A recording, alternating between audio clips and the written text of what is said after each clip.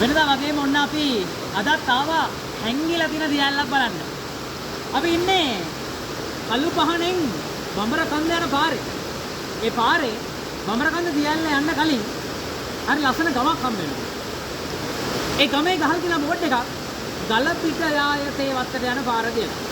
ඒ ගලපිට යාය එස්කලේටර් යන පාරේ ඔයාලට ගියොත් අර ගලපිට ගල කියන හරි ලස්සන පිහිටියම බලා ගන්න පුළුවන්. හැබැයි අද ආවේ ඊට වඩා ලස්සන තැනකට. මම මේ පිටිපස්සේ තියන්නේ හරි ලස්සන තැන. මේකට පෞද්ගලික වතුරක් ඉන්න වතුරාය මැදින් අපිට එන්න දෙන්නේ නැහැ. එහෙනම් අපිට සිද්ධ වෙනවා පල්ලෙහාන් ගම වතුර පාර දිගේ ඉහළට එන්න. මේ ඉන්නේ නිදම්ගොඩ දියැල්ල ගම.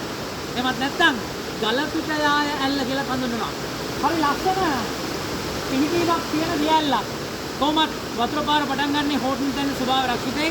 ඉතින් ඒකත් එක්ක උඩවේරිය පැත්තත් පහු කරගෙන ඉන්න හින්දා වතුර පාර අපිට නොයින්දුල්ම කියලා කියන්න බෑ. නමුත් තාම ලස්සන ඒ විදිහටම රැකිලා තියෙනවා. ඉතින් බලා ගන්න. මේ තියන්නේ කළු පහනේ නිදම්ගොඩ ඇල්ල.